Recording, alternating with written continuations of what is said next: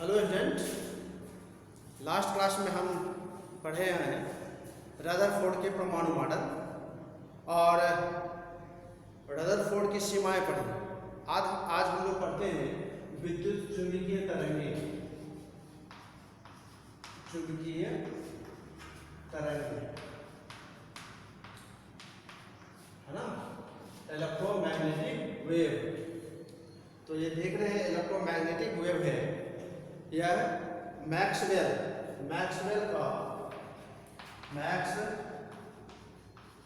नामक वैज्ञानिक ने विद्युत चुंबकीय तरंगों की व्याख्या की है। तो मैक्सवेल के विद्युत चुंबकीय सिद्धांत के अनुसार किसी उच्च आवृत्ति वाली प्रत्यावर्ती धारा में से विकिरणों के रूप में ऊर्जा उत्सर्जित होती है जो एक प्रकार से तरंगों के समान होती है और इसका वेग जो होता है वह प्रकाश के वेग के बराबर होता है। इन तरंगों में विद्युत तथा चुंबकीय क्षेत्र एक दूसरे के लंबवत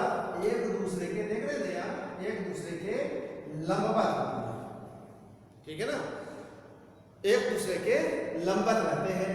तो इसे कहते हैं विद्युत चुंबकीय तरंगें। फिर ध्यान सुन लें, मैक्सवेल के विद्युत चुंबकीय सिद्धांत के अनुसार किसी उच्च आवृत्ति वाली प्रत्यावर्ती धारा में से विकिरणों के रूप में ऊर्जा उत्सर्जित होती है तो एक प्रकार से तरंग के समान होती है।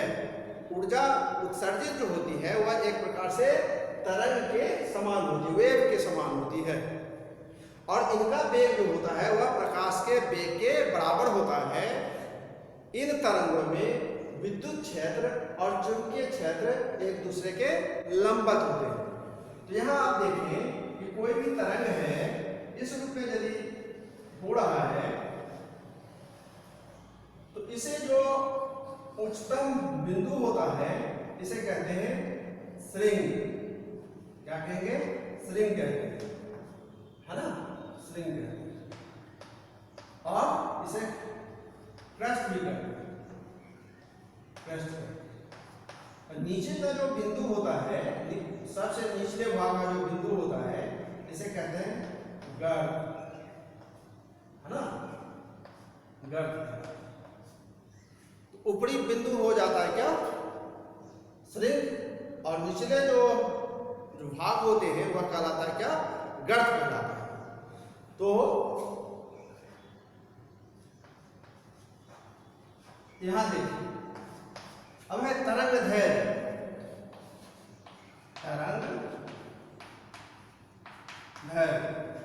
या तरंगदैर्घ्य वेवलेंथ, है ना। तो हम कह सकते हैं किसी भी तरंग के श्रृंग से श्रृंग तक की दूरी अथवा गर्त से गर्त तक की दूरी को हम कहते हैं इसे तरंगदैर्घ्य। यहां से यहां तक की दूरी या क्या हो जाएगा? तरंगदैर्घ्य हो जाएगा। और इसे लैम्डा से दर्शाते हैं। किससे दर्शाते हैं? लैम्डा से, है ना, लैम्डा से दर्शाते हैं। तो क्या हो गया परिभाषा? किसी तरंग के दो निकटतम शिखर बिंदु, किसी तरंग के दो निकटतम शिखर बिंदु या श्रृंग कह सकते हैं, अथवा निम्निष्ट बिंदु जिसे हम गर्त कहते हैं कि जो दूरी होती है यह कहलाता है क्या? तरंग। इसे किससे दर्शाते हैं? लैम्डा से दर्शाते हैं, ठीक है। तो इसकी जो इकाई होता है वह सेंटीमीटर में होता है, एंगस्ट्रम में होता है ना। तो 1 angstrom equal to 10 to the power -8 centimetre होता है। -8 centimetre equal to 10 to the power -10 metre.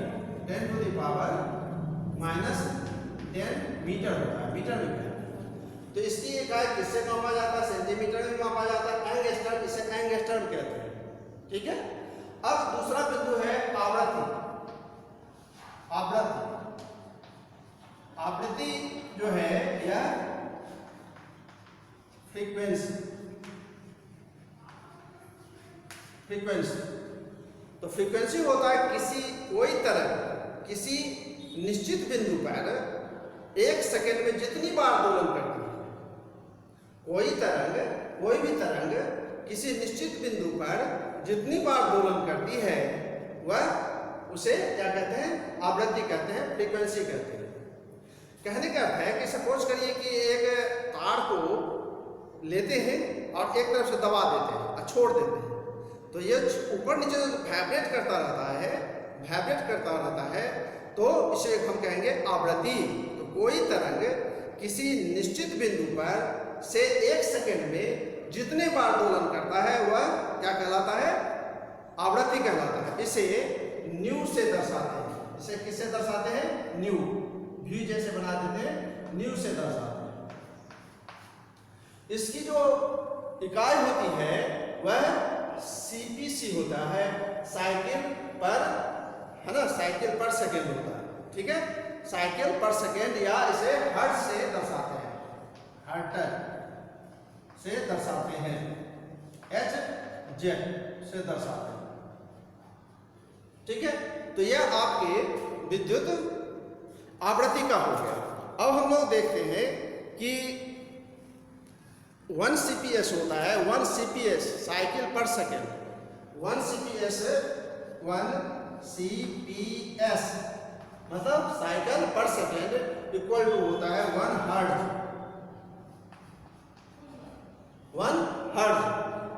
1 kilo hertz equal to 1 kilo hertz equal to 10 to the power 3 कह सकते हैं, हर्ट्ज कहते हैं।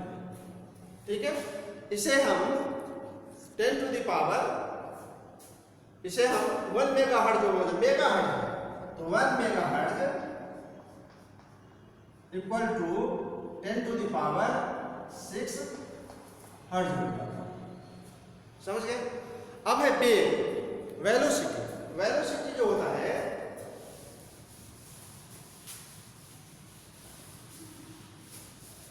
अब देखिए आप लोग सभी जानते होंगे वेग,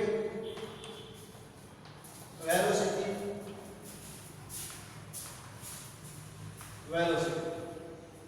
तो वेलोसिटी होता है किसी तरंग द्वारा 1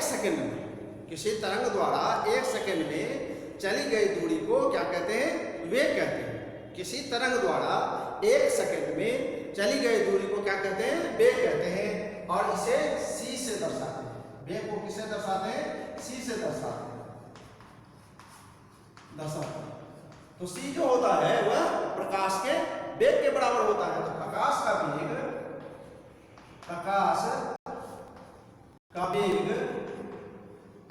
c equal to 3.0 into 10 to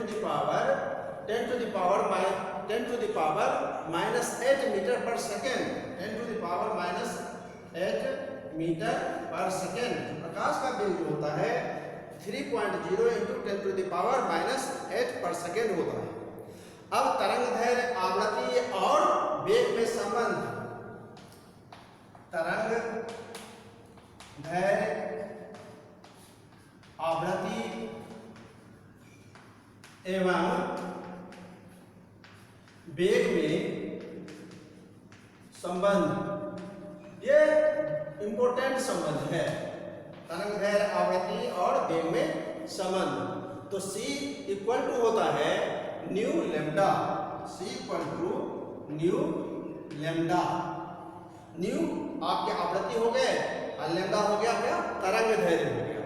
तो न्यू इक्वल टू क्या हो जाएगा, c upon lambda. Nu equal to c upon lambda. तो यहाँ देखिए c क्या है, प्रकाश का वेग है। यह जो प्रकाश का वेग है यह क्या है, कांस्टेंट है। तो यह जो कांस्टेंट है हम कह सकते हैं कि न्यू व्युत्क्रमानुपाती 1 अपॉन लैम्डा, है ना। तो आवृत्ति जो है किसके व्युत्क्रमानुपाती हो जाएगा, तरंगदैर्घ्य के। आवृत्ति किसके व्युत्क्रमानुपाती हो जाएगा, तरंगदैर्घ्य के हो जाएगा। ठीक है, अब हम लोग पढ़ते हैं तरंग संख्या। तरंग संख्या जो होता है वह तरंग के प्रतिलोम होता है, तरंग संख्या, है ना, तरंग संख्या।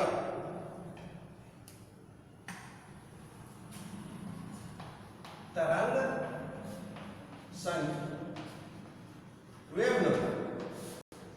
तो तरंग संख्या जो होता है वह तरंग दैर्घ्य के क्या होता है, प्रतिलोम होता है, तरंग दैर्घ्य के प्रतिलोम होता है और इसे न्यू बार से दर्शाते हैं। इसे दर्शाते हैं न्यू बार से दर्शाते हैं। ठीक है, तो तरंग संख्या तो हम लोग c इक्वल टू क्या लिखे हैं, न्यू लैम्डा लिखे हैं, न्यू लैम्डा लिखे हैं। तब न्यू बराबर क्या हो जाएगा, लैम्डा इक्वल टू क्या हो जाएगा, c upon lambda equal to c upon nu. तो इस लैम्डा को हम कहेंगे तरंग संख्या, तरंग संख्या, इसका 1 upon lambda equal to c upon nu, यह आपके तरंग संख्या हो जाएगा। तो चूंकि प्रतिलोम होता है तो 1 अपॉन लैम्डा भी हम कर सकते हैं। ठीक है, तो 1 upon lambda equal to c upon nu, समझ गए। और आयाम जो होता है, आयाम जो होता है यह जो उच्चतम बिंदु है, श्रृंग है, और यहां से यहां तक की जो दूरी होती है, ऊंचाई जो होता है, यह कहलाता है आयाम।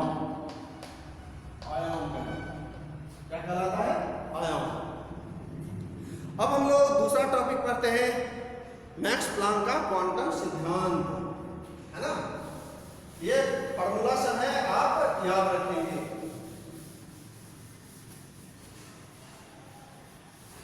मैक्स प्लांक का क्वांटम सिद्धांत,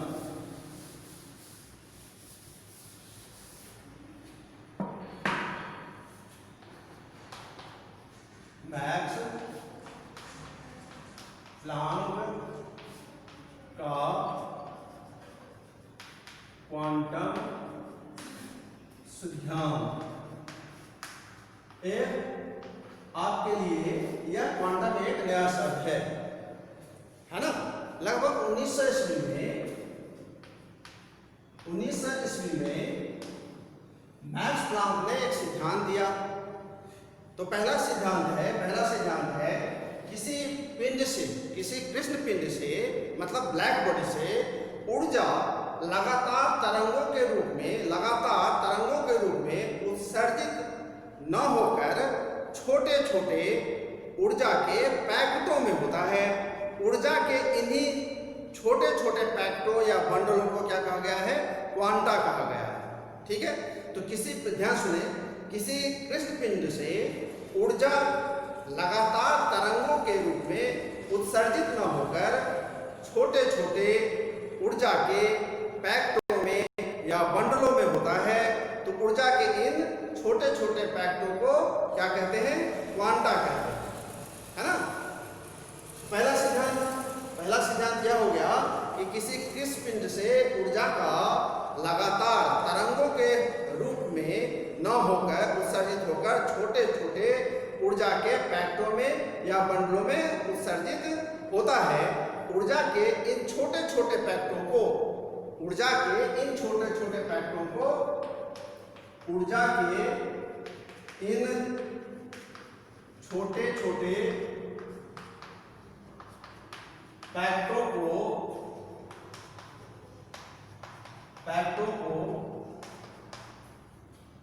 क्वांटा कहते हैं,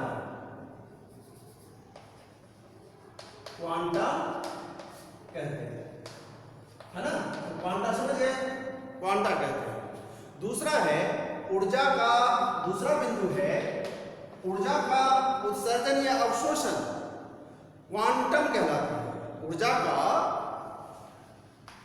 का उत्सर्जन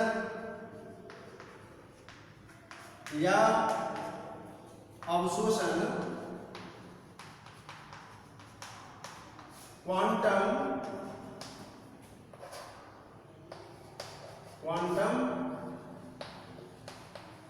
कहलाती है।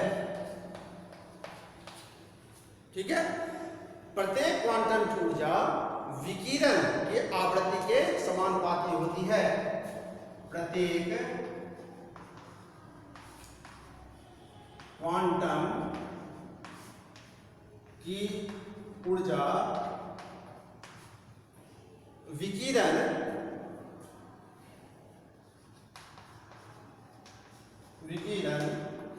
की आवृत्ति के समानुपाती होती है ना। तो ई ऊर्जा हो गया, समानुपाती चिन्ह है, और आवृत्ति न्यू हो गया। कहने का अर्थ है कि यदि आवृत्ति ज्यादा होता है, समानुपाती का अर्थ होता है कि एक चीज बढ़ता है तो दूसरा चीज भी बढ़ता है। तो यदि फ्रीक्वेंसी आवृत्ति ज्यादा है तो उसके ऊर्जा भी बढ़ेगा। आवृत्ति यदि कम है तो एनर्जी भी कम उत्सर्जित होगा। अब हम लोग चूंकि E इक्वल टू जानते हैं, अब देखें E equal to H nu हो जाता है। तो यह कोई भी समानुपाती चिन्ह हटता है तो कोई स्थिरांक लगता है, तो यह H यहाँ पर स्थिरांक लगा दिए, तो जहां H बराबर प्लांक स्थिरांक कहते हैं, प्लांक स्थिरांक कहते हैं, स्थिरांक। ठीक है, तो इसे हम क्या कहेंगे, प्लांक स्थिरांक कहेंगे। अब न्यू इक्वल टू, तो E equal to, nu equal to हम लोग पढ़ चुके हैं C अपॉन लैम्डा, तो हम लिख सकते हैं H C upon lambda, C upon lambda हो जाएगा। तो H का जो मान हो जाता है 6.626 इंटू 10 टू द पावर -27। तो H equal to 6.626 into 10 to the power -27 erg second. ठीक है, 6.626 into 10 to the power -27 erg second होता है। यह प्लांक कांस्टेंट है, ये वैल्यू हमें याद में रखना है। अब देखिए यहाँ पर, अब चूंकि H प्लांक कांस्टेंट है, 80 प्रकाश का वेग है, तो E व्युत्क्रमानुपाती क्या हो जाएगा, तरंग दैर्घ्य के। समझे जी? तो किसी तरंग के तरंग दैर्घ्य ऊर्जा के व्युत्क्रमानुपाती होता है। या हम कह सकते हैं कि किसी तरंग की ऊर्जा उसके तरंग दैर्घ्य के व्युत्क्रमानुपाती होता है। यह व्युत्क्रमानुपाती शब्द है। व्युत्क्रमानुपाती से मतलब है कि एक चीज बढ़ता है तो दूसरी चीज घट जाती है।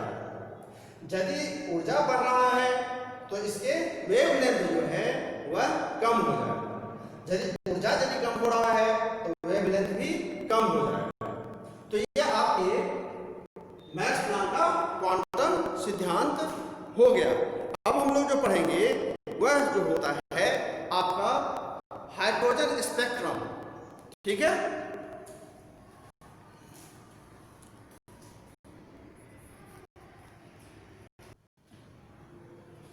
यदि अब देखिए हाइड्रोजन परमाणु का स्पेक्ट्रम है। चूंकि हाइड्रोजन परमाणु में एक इलेक्ट्रॉन होता है, लेकिन इसके जो उत्तेजित अवस्था होता है यह 8 ऊर्जा स्तर तक पहुंच जाता है। यह जो N जो देख रहे हैं N1 से लेकर N8 तक है, यह मुख्य ऊर्जा स्तर है, मुख्य ऊर्जा स्तर कहते हैं। यदि विसर्जन नलिका में कम दाब पर, डिस्चार्ज ट्यूब में कम दाब पर हाइड्रोजन गैस भरकर विद्युत धारा प्रवाहित किया जाए तो उसमें से लाल रंग का प्रकाश निकलता है। कैसा? लाल रंग का प्रकाश निकलता है। इन प्रकाश को यदि प्रिज्म से गुजार कर उसका फोटोग्राफी लिया जाए तो हमें हाइड्रोजन के उत्सर्जन से एक स्पेक्ट्रम प्राप्त होता है। स्पेक्ट्रम से मतलब होता है पर्दा प्राप्त होता है। यह स्पेक्ट्रम सतत न होकर मतलब लगातार न होकर सुस्पष्ट रेखाओं में होती है। सुस्पष्ट रेखाओं में होती, देख रहे ना, लाइन दे रहा है, सुस्पष्ट रेखाओं में होती है। इसका अध्ययन सर्वप्रथम बामर ने किया। बामर नामक वैज्ञानिक ने किया, है ना। तो इनमें से कुल 5 प्रकार की श्रेणियां बनती है। लाइमन श्रेणी, बामर श्रेणी, पश्चन श्रेणी, ब्रैकेट श्रेणी और फुंड श्रेणी। ठीक है। तो मुख्य ऊर्जा स्तर से यह निम्न ऊर्जा स्तर है, तो मुख्य ऊर्जा स्तर से निम्न ऊर्जा स्तर पर लौटता है, तो यह पहले ऊर्जा स्तर पर वापस आता है तो लाइमन श्रेणी बनती है। द्वितीय ऊर्जा स्तर पर आता है तो बामर श्रेणी बनती है। तृतीय ऊर्जा स्तर पर आता है तो पश्चन श्रेणी बनती है, और चौथे ऊर्जा स्तर पर आता है तो ब्रैकेट श्रेणी बनती है, और 5वें ऊर्जा स्तर पर आता है तो फुंड श्रेणी बनती है। तो यह सिद्धांत 1805 में बामर ने दिया था। ठीक है। तो बामर के अनुसार रेखाओं के तरंग दैर्घ्य, रेखाओं के तरंग दैर्घ्य के लिए निम्न सूत्र दिए, नीचे जो निम्न सूत्र स्थापित किए। तो यह सूत्र हो जाता है तरंग दैर्घ्य लैम्डा इक्वल टू के n के power 2 upon n square plus 4, जहां लैम्डा होता है तरंग दैर्घ्य और ये होता है स्थिरांक। n का जो मान होता है वह 3, 4, 5, 6 हो जाता है। 3, 4, 5, 6 हो जाता है। चूंकि बामर श्रेणी कहां पर बना है, यहाँ पर तो इस श्रेणी से शुरू होता है, 3, 4, 5, है ना।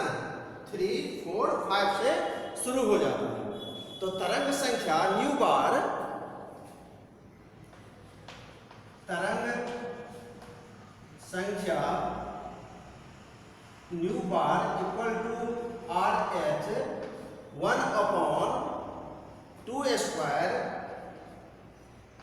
Minus 1 upon n square.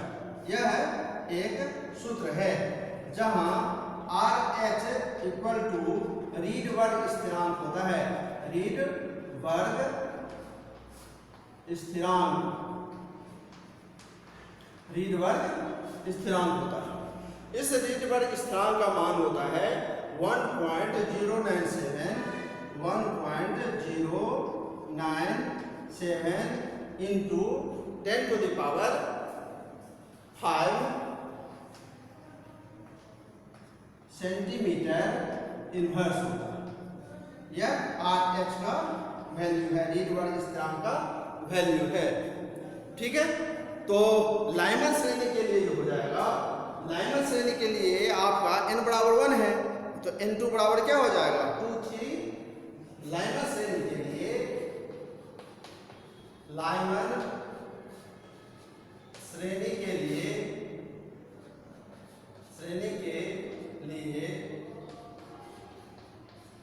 n बराबर, चूंकि लाइमन श्रेणी 1 पर आता है तो n बराबर 1 हो जाएगा और n2 इक्वल टू हो जाएगा 2, 3, 4। इसमें भी कौन सी तरंग संख्या है तो 1, 2, 3, 4 ये तरंग संख्या है कि कौन सी तरंग संख्या है, तो इस तरह से ये आपका ये बन जाएगा, ये तरंग संख्या होगा। तो ये हाइड्रोजन स्पेक्ट्रम की व्याख्या हो गई। आप वीडियो को लाइक करें, सब्सक्राइब करें। ठीक है, धन्यवाद।